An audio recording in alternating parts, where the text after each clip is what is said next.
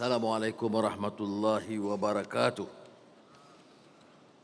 Alhamdulillahillazi anzala ala abdihil kitaba wa lam yaj'al lahu iwaja. Wa sallallahu ala sayyidina Muhammad wa ala alihi wa sahbihi ajma'in. Saudara Timbalan Perdana Menteri Datuk Seri Zahid, Timbalan Perdana Menteri Datuk Seri Fadilah, Speaker Dewan Negara, Yang di-Pertua Dewan Negara, Tuan Tanggal, para Menteri, Timbalan Premier dan Ketua Menteri Sabah, Ketua Menteri Besar Selangor, Kelantan dan Ketua Menteri Melaka, rakan-rakan yang saya muliakan. Alhamdulillah kita memanjatkan setinggi-tinggi kesyukuran kepada Allah SWT. Kerana pada hari ini dan hari-hari sebelumnya kita dapat menyempurnakan kongres yang sangat berarti dalam negara madani ini. Ia memberi penjelasan bahawa ada agenda yang belum selesai. Kita faham bahawa dasar ekonomi baru diperkenalkan pada tahun 1971 dan ada kejayaan nyata yang tidak dapat dipertikai. Prasarana desa dan pedalaman jauh lebih baik dari sebelum merdeka. Mobiliti sosial anak-anak Bumiputera, baik Melayu di Semenanjung, orang asli, Bumiputera Sarawak dan anak negeri Sabah dapat lonjakan yang membanggakan. Ini kenyataan yang tidak dapat dimungkiri. Yang dikhawatiri hanya tentang pelaksanaan dari segi keusahawanan, perniagaan, perdagangan. Ada kritikan keras terhadap beberapa keterlanjuran. Sementara mengagaskan perubahan, memberi peluang kepada pengusaha dan pedagang, ada kecaman yang agak kuat bahawa seringkali ia memberi manfaat kepada kelompok kecil, segelintir yang memunggah kekayaan atas nama Bumiputera dan meminggirkan majoriti. Kongres seperti ini, seperti mana persiapan beberapa bulan yang lalu dipengusikan oleh Datuk Seri Zahid sendiri dan sekretariatnya Nusran Rafizi, dibantu oleh Surah Ashraf, dengan kumpulan-kumpulan sarjana, ketua usaha, pejabat awam dan peniaga mempersiapkan dengan maksud membuat penilaian yang terbuka. Ada kekuatan, ada usul baru, ada kelemahan-kelemahan yang tidak mahu kita ulangi dan pertahankan. Ada agensi-agensi diamanahkan curang. Ada dana saham puluh bilion disakau, tidak memberi manfaat kepada Bumiputera. Ada projek-projek atas nama Bumiputera, tetapi tidak menepati maksud kerana diserahkan kepada bukan Bumiputera. Sebagai kerajaan, sebagai negara, kita tidak ada masalah kalau projek itu projek untuk rakyat, projek untuk negara yang boleh dimanfaatkan oleh Bumiputera atau China atau India, bukan masalahnya. Tetapi kalau projek itu khusus untuk Bumiputera adalah salah dan pengkhianatan kalau tidak dipertahankan kepentingan Bumiputera keseluruhannya.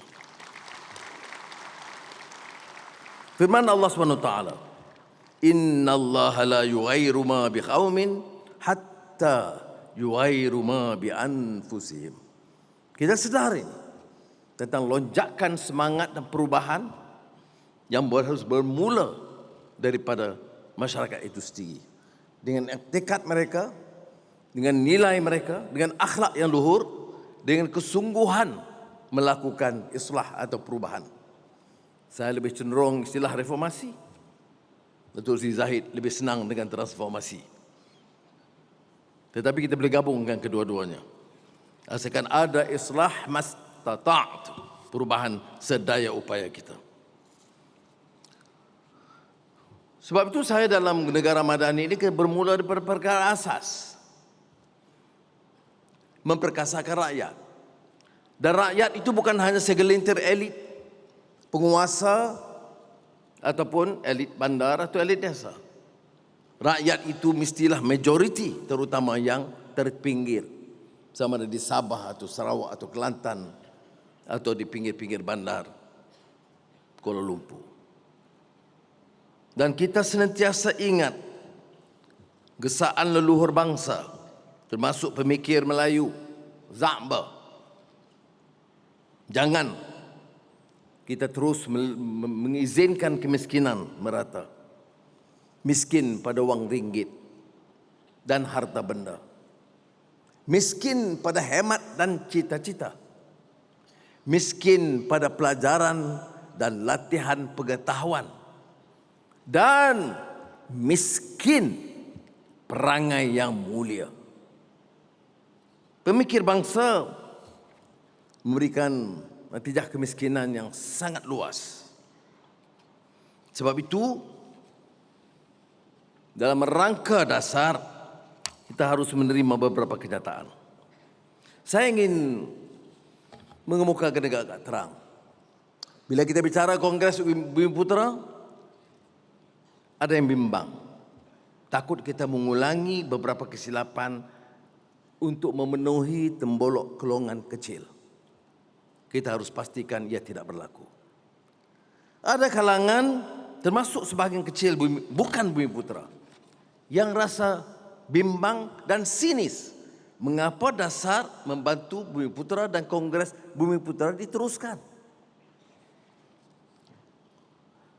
Mereka tidak lihat kenyataan bahawa jumlah besar Bumiputera di Semenanjung, di Sabah dan Sarawak masih dalam kategori miskin.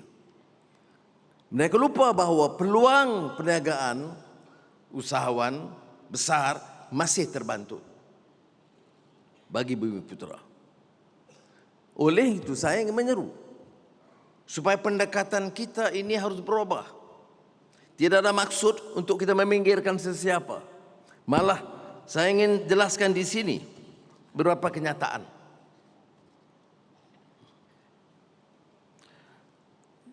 Tahun 2023, bantuan kebajikan masyarakat yang diperuntukkan 2.4 bilion ringgit setahun memanfaatkan golongan rentan tanpa mengira kaum, dan penerimanya melebihi dan merangkumi 70% Bumiputera, 15% Cina dan 19% India. Jadi andaian bahawa semua projek ini hanya memberi manfaat ke Bumiputera itu meleset. Program SARA yang melibatkan 700,000 penerima miskin, memanfaatkan semua kaum dengan agihan yang sama. Tidak ada pilih kasih, tidak ada diskriminasi. Kategorinya miskin dan diberikan kepada semua. Sumbangan tunai rahmah peruntukannya 10 bilion ringgit bagi negara. Dan penerimanya lebih 8 juta orang. Manfaatnya 5.7 juta Bumiputera, 1.6 juta Cina dan 700,000 kaum India. Saya tekankan hal ini untuk menolak tanggapan bahawa beberapa dasar kita itu bila bicara soal kemiskinan, kemiskinan tegak, itu seolah-olah memberi manfaat kepada satu kaum. Tapi dasarnya harus telus menilai berdasarkan kelayakan masing-masing. Dalam konteks pendidikan, Kerajaan Madani dalam melaksanakan penyelenggaraan dan baik pulih tanda sekolah telah bersikap terangkum dalam memastikan semua sekolah dibantu. Sekolah kebangsaan, sekolah Cina, sekolah Tamil, sekolah agama. Pengantar ini sekadar menolak tanggapan apa yang dibicarakan oleh kita hari ini, seolah-olah meneruskan untuk satu kesinambungan hal-hal yang tidak akan menguntungkan negara. Saya tekankan bahawa kenyataan hari ini tidak membanggakan. Kesenjangan antara golongan kaya Melayu Bumiputera dengan yang miskin itu kian melebar ketimbang tahun 1971. Kesenjangan di antara kaum Melayu, Cina, India juga terus melebar. Dan bagi negara untuk memastikan ia lebih mampan, aman dan terjamin terpelihara bagi semua kaum, hal ini harus ditangani dan coba dikurangkan kesenjangan tersebut.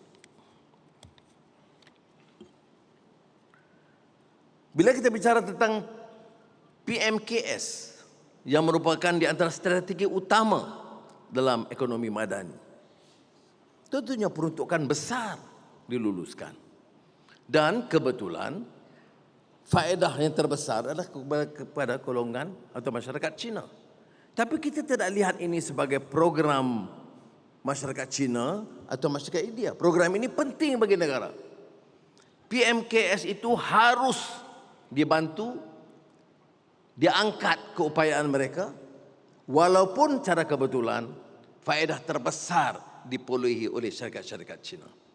Maka saya minta rakan-rakan saya di kalangan Melayu, Cina, India, Bumiputera, Sabah, Sarawak, lihat dalam konteks ini bahawa negara kalau mau maju dan mampan dan terangkat martabat keupayaannya harus berani mengambil beberapa tindakan, sama ada faedahnya langsung kepada Bumiputera atau memberi manfaat kepada Cina atau India. Kita akan lakukan sebaiknya supaya Malaysia hebat dan terkenal semula.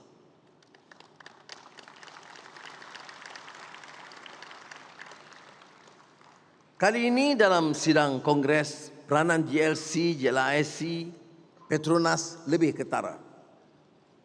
Kerana sudah sampai ke tahap di mana mereka harus juga mengambil alih tanggungjawab yang dahulunya digalas oleh jentera kerajaan. Dan saya ucap terima kasih dan mengharapkan sesuatu yang lebih jelas supaya agenda negara, iaitu memartabatkan rakyat negara, memacu pertumbuhan yang segar dan menjamin keselesaan hidup Bumiputera dengan peluang tambahan, itu juga menjadi agenda jelas bagi semua JLIC dan JLC tanpa kecuali.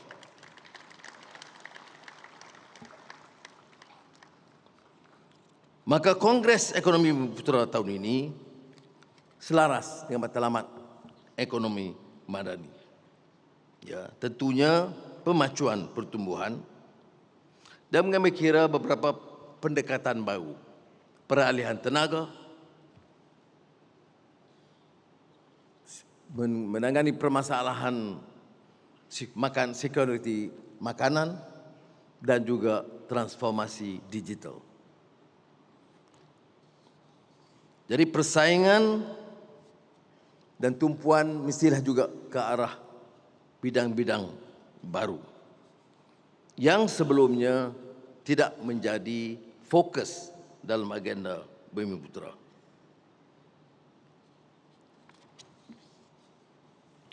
Sebab itu, setelah berbincang dengan rakan-rakan dan mendukung aspirasi yang diutarakan oleh semua lapisan, mengambil kira pandangan yang berulang kali kita bincang dalam Jemaah Menteri yang dihadiri oleh Menteri-Menteri Bumiputera, China dan India, melihat beberapa usul dikemukakan oleh kementerian-kementerian dan juga kumpulan-kumpulan yang diketuai oleh tokoh-tokoh akademik dan sarjana, kita rumuskan beberapa agenda tindakan, ya, dengan beberapa penegasan jelas dalam agenda pertumbuhan ekonomi Bumiputera. Ini yang kita katakan mengisbatkan, ya, mengukuh keyakinan. Kalau pujangga Hamzah Fansuri bila dikata kehadiran Islam itu mercu tandanya mengisbatkan Allah, menafikan patung. Dalam isbat Kongres Ekonomi Bumiputera ini, isbat pertama memperkukuh pasak ekonomi negara. Sama ada daya saing, perskalaan, pemilikan equity, bakat, meningkat pendapatan. Jadi dengan cara yang sedemikian, kita dapat tingkatkan taraf sosioekonomi kelandasan yang lebih baik. Isbat kedua, memperkukuh kerukunan tata kelola dan institusi. Ini selari dengan falsafah Bumiputera. Mengukuh penyampaian, perkhidmatan dan peningkatan penyertaan syarikat swasta, JLC, JLIC, SOE perlu diberikan tumpuan khusus. Kita tidak boleh bicara integriti dan ketelusan dan pertanggungjawaban kepada kalangan lain. Sekiranya kita lihat agensi kita sendiri dalam keadaan yang berkecamuk, yang terpaksa balik kepada Kementerian Keuangan untuk ditampung kerugian berbilion ringgit kerana kecurangan dan kecuaian pengurusan. Kalau tanya saya, seperti mana yang saya sebut dalam membicarakan institusi zakat, pengurusan zakat itu patut nombor pertama dalam menentukan kaedah integriti dan pengurusan yang paling cekap. Dalam nada yang sama, saya ingin tekankan tentang agensi-agensi Bumiputera. Berapa puluh bilion saham tatkala penyenderaian yang diagihkan. Berapa puluh bilion ringgit dibelanjakan untuk menampung keperluan agensi-agensi Bumiputera. Sebahagiannya sampai kepada kepulan sesar, sebahagiannya hilang, lesap entah ke mana. Saudara-saudara, saya mohon kerjasama saudara untuk pastikan bahawa kita tidak boleh lagi bertolak ansur dengan kecurangan dan khianat sedemikian. Sebab itu, ia memerlukan ketangkasan pimpinan dalam semua JLC dan JLIC. Saya tidak ada masalah sama ada pengurus itu profesional atau teknokrat, malah orang politik sendiri. Tetapi yang tidak boleh kita izinkan adalah segala bentuk kecurangan, apalagi atas nama Bumiputera. Isbat ketiga, menegakkan keadilan sosial. Ini menyokong anjakan mobiliti sosial, meningkatkan kesaksamaan peluang dan memperluas jaringan perlindungan sosial. Antara bidang yang memerlukan penelitian khusus merangkumi ekosistem pendidikan, perkhidmatan kesihatan, perumahan, akses kepada infrastruktur asas yang berkualiti. Ini termasuk untuk orang asli serta keseimbangan pembangunan di negeri Sabah dan Sarawak yang dibangkitkan oleh kedua-dua pemimpin Sarawak dan Sabah. Dan seperti saudara-saudara, ini julung-julung kali kita beri penghormatan khas kepada pimpinan Sabah dan Sarawak. Kerana maksud kita supaya benar-benar usaha dan agenda nasional ini memenuhi hasrat, cita rasa dan aspirasi semua rakyat di negara kita. Saudara-saudara, saya memanfaatkan waktu ini untuk mengumumkan beberapa keputusan penting kerajaan. Setelah merenung dan memikirkan usul-usul dan mengakui kelemahan-kelemahan corak pelaksanaan sebelumnya. Kelemahan terbesar dalam agenda Bumiputera ialah generasi baru usahawan Bumiputera. Ada teguran-teguran yang saya dengar sepanjang semalam dan hari ini dan sebelumnya yang harus kita ambil kira. Sebab itu, saya mau mempertanggungjawabkan melalui GLISC dan GLC ini satu dana besar khusus bagi pembinaan penzahiran generasi usahawan Bumiputera. 1 bilion ringgit diluluskan.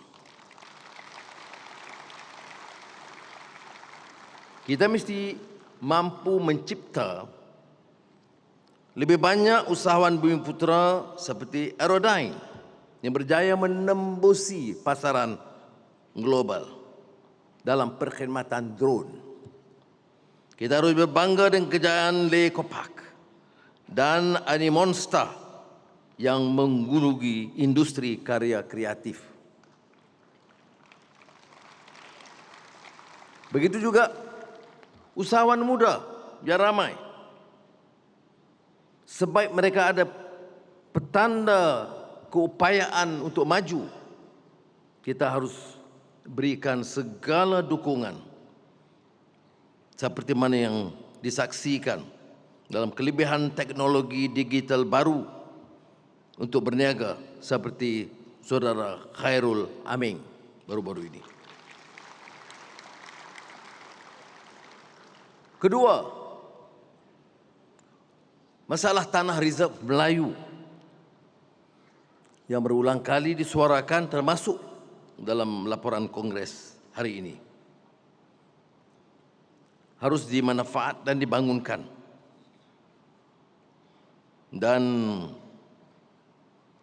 kita memutuskan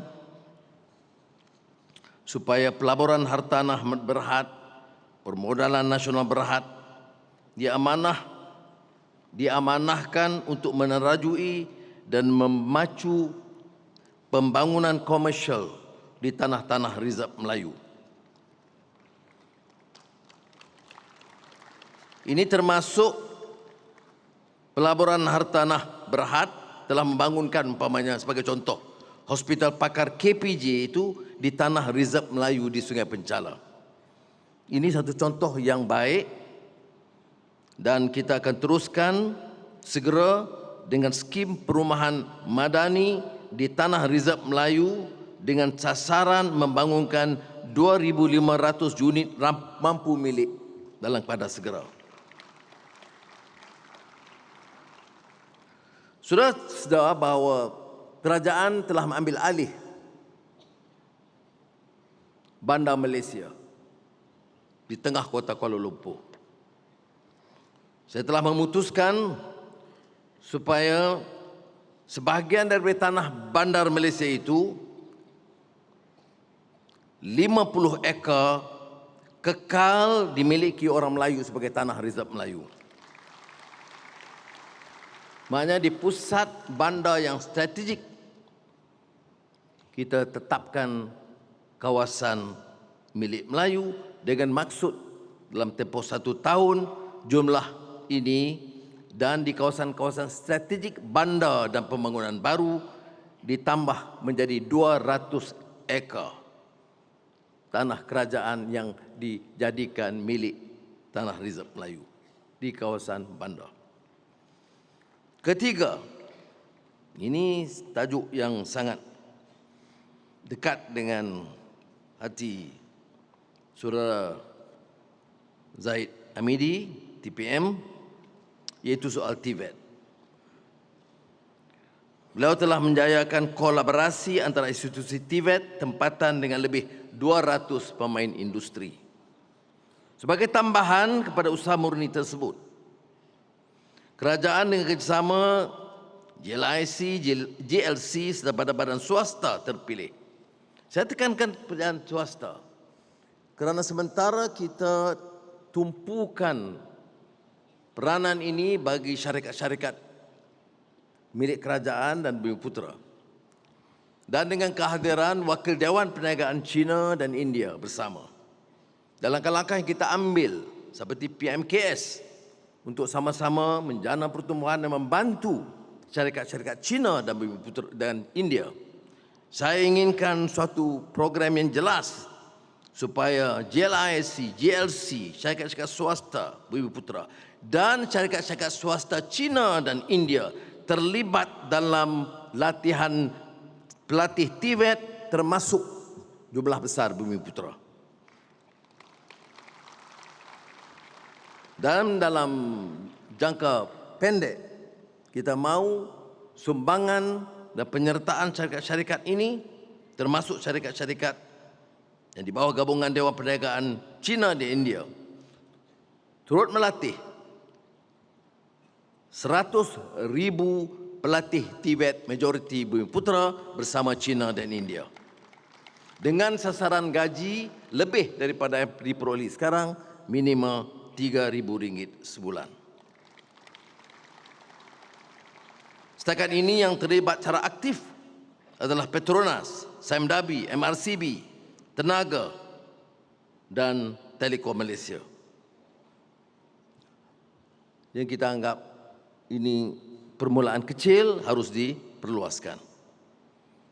Anak-anak kita, terutama bagi keluarga peneroka Felda, harus diberi peluang dan keadilan dan jangan dibiarkan tersisih dan terpinggir. Dalam keterpinggir ini kadang-kadang orang membicarakan soal persaingan yang adil berdasarkan merit, seperti mana dibicarakan sekarang dalam wacana yang tidak berkesudahan. Saudara, benar, kita harus memilih yang paling baik, anak muda yang paling pintar, lulusan sekolah yang paling cekap. Tetapi kita juga harus tahu bahawa persaingan itu harus adil. Selalu saya tekankan pandangan John Rawls. Apa itu justice? Justice is about fairness. Kita suruh sekolah di Lawas bersaing dengan sekolah terbaik di Kuala Lumpur, dengan ceruk kudung di Kedah, dan itu dipanggil pilihan berdasarkan merit. Itu berlaku, apa yang berlaku ialah gross injustice. Ini yang ditekankan oleh karya Michael Sandel, Harvard, tentang tyranny of merit. Saya tekankan ini kerana ini terus digasak. Bila kita bicara soal Bumiputera, mana ada meritokrasi? Negara ini tidak boleh berkembang kalau tidak ada meritokrasi. Yang terbaik harus diberi peluang. Tetapi yang termiskin dan terpinggir juga harus diberi peluang. Jadi ada perimbangan dan keseimbangan di sini. Ya. Kalau tidak, wacana kita begitu rupa. Ya, tidak memikirkan yang paling sukar. Ini kebijaksanaan dalam apa yang dibicarakan tentang affirmative action. Sebab itu bagi saya, apakah kita akan tamat? Bila akan tamat? Kita akan tamat kalau benar hilangnya atau terbatalnya atau selesai masalah kemiskinan tegar, peminggiran rakyat, baru kita boleh selesaikan atau hentikan affirmative action. Kalau orang tanya saya, Anwar, bila nak hentikan dasar-dasar yang dianggap dalam istilah Barat itu diskriminatif kaum? Saya sebut affirmative action ini pertamanya tidak kira sangat kaum. Dilihat golongan rentan dan golongan yang terkesan. Kalau masih ada kesenjangan yang begitu rupa, kemiskinan yang ketara, melebarnya kesenjangan, selagi itulah dasar affirmative action mesti diteruskan. Maka kalau rakyat di kalangan masyarakat Bumiputera dan China dan India mahu selesaikan, mari kita selesaikan bersama. Kalau dikatakan ini diskriminatif, saya telah baca peringkat awal tadi tentang angka-angka dan data. SARA dan STR, bagaimana kita tidak memilih mengikut kaum, tetapi cuba menangani masalah ikut keperluan. Saudara, agenda keempat, kita bicarakan soal wakaf yang juga banyak disentuh dan singgung oleh kumpulan-kumpulan. Dan saya sukacita memaklumkan bahawa anak-anak kita dari Persatuan Alumni MARA dan pimpinan MARA sendiri itu telah menggesa supaya ada rencana wakaf yang bukan sahaja memerlukan huluran dana kerajaan, tapi mengajak rakyat yang dulunya dari kelompok yang paling miskin, yang diberikan peluang dan berlakunya mobiliti sosial, terangkat kedudukan mereka sebagai profesional dan peniaga. Ratusan ribu, malah mencecah 1 juta lebih anak-anak yang mendapat peluang pendidikan di kolej-kolej MARA, termasuk UiTM. Maka dengan ini saya umumkan penubuhan wakaf MARA Madani.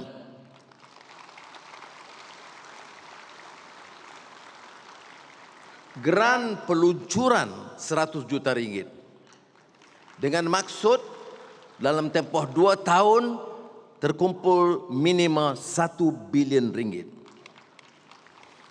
Dan wajah saya maklumkan bahawa Kebawah Duli Yang Maha Mulia Seri Paduka Baginda dan Tuan Agong terkesan dengan usul ini dan bersetuju untuk menjadi penaung kepada wakaf MARA Madani.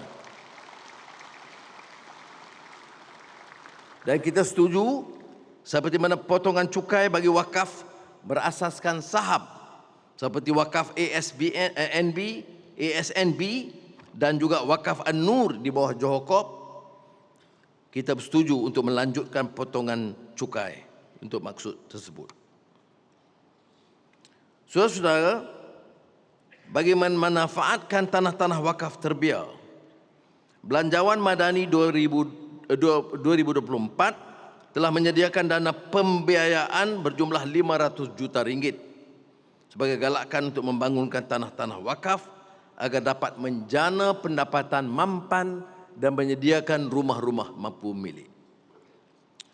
Kelima, ini masalah vendor tempatan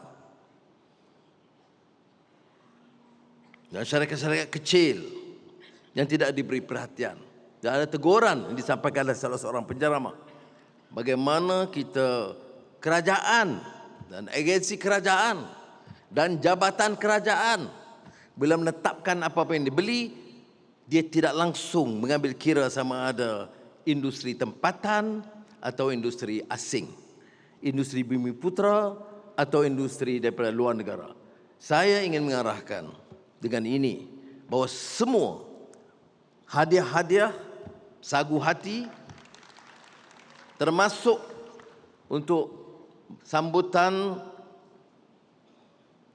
Malaysia tahun 2025 sebagai pengurusi negara ASEAN, dan kita ada nanti puluhan ribu pembesar-pembesar dari luar negara akan datang dalam ratusan, bahkan malah mencecah lebih 1,000 mesyuarat-mesyuarat.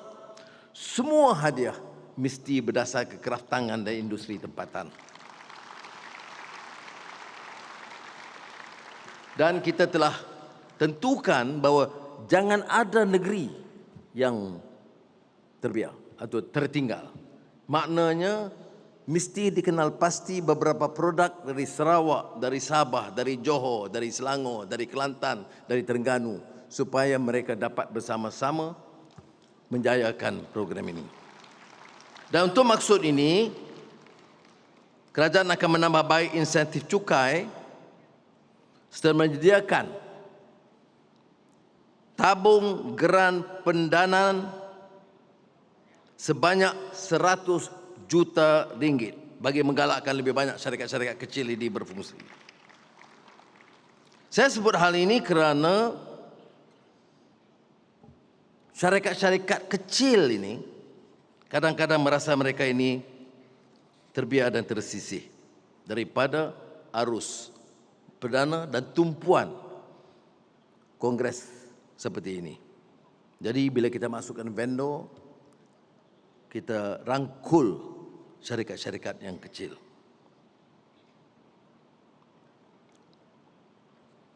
Saudara-saudara, kita juga hadapi masalah di kalangan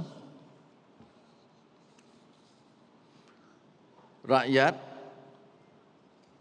termasuk apa yang dikatakan golongan muda yang terlibat dalam ekonomi gig.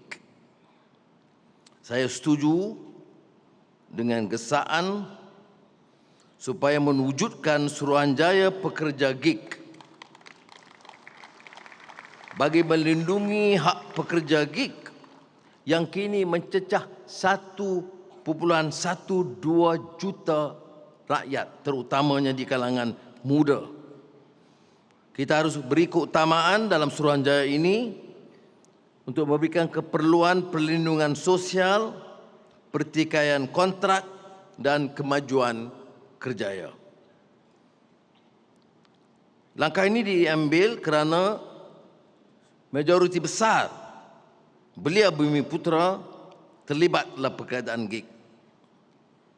Namun sebagai pekerja tidak formal, mereka tidak punya perlindungan perundangan pekerjaan serta sistem perlindungan sosial.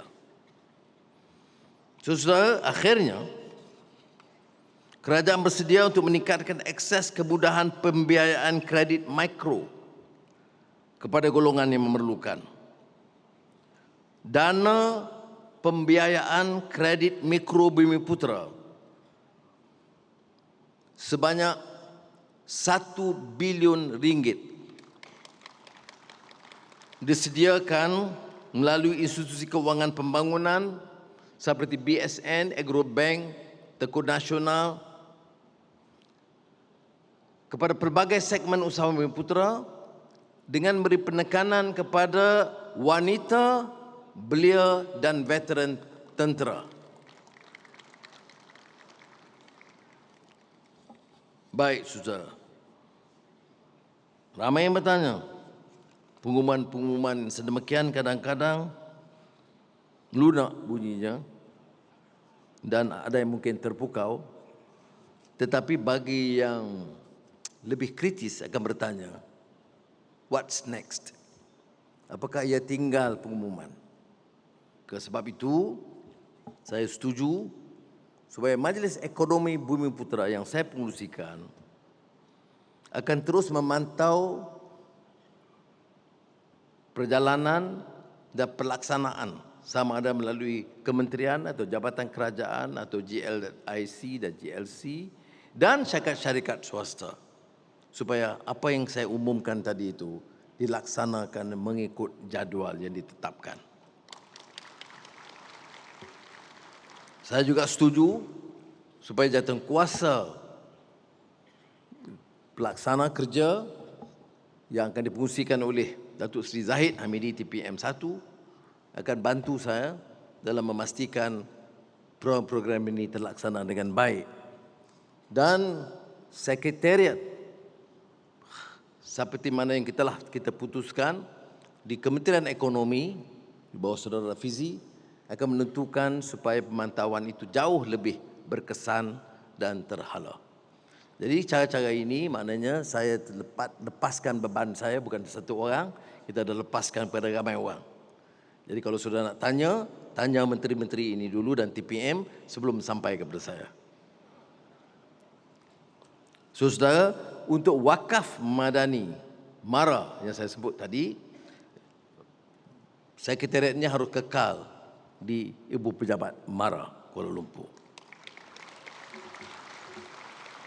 Jadi saudara yang hormati sekalian, saya harap usaha susulan ini akan jauh lebih bermakna, dan saya harap pendekatan yang lebih inklusif ini yang memerlukan penyertaan seluruh negara, seluruh rakyat, Bumiputera dan bukan Bumiputera, bukan saja akan memberi manfaat langsung kepada negara dan Bumiputera, tetapi juga akan mengambil kira keperluan rakyat, minoriti lainnya, terutama juga masyarakat India dalam negara kita. Jadi saya harap dengan cara yang sedemikian kita dapat angkat bersama Malaysia sebagai satu negara yang maju dan punyai kekuatan baru menjadi negara hebat di rantau ini. Terima kasih. Wassalamualaikum warahmatullahi wabarakatuh.